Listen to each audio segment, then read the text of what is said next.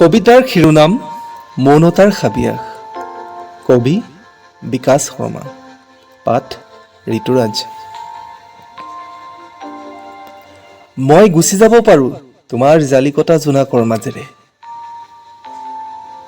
বিষাদৰ হালধীয়া পাত গোপনে গোপনে তিতি থাকোঁতে তুমি আহি দিলা এটি সেন্দুৰীয়া সপোন।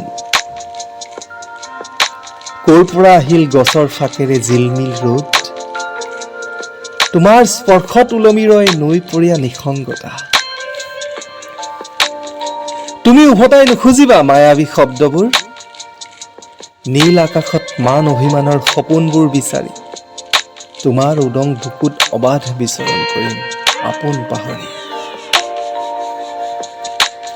এতিয়া একোৱেই পাহৰিব নোৱাৰি, আজি এই এন্ধাৰ ৰাতিত উতনোৱা আকাশ প্ৰাপ্তিৰ সাগৰত ডুব গ'ল। ইফালে নদীখনৰ পুৰণা ঠিকনা বিচাৰি এতিয়াও হাঁহিয়েই আছে এজাক চৰাই।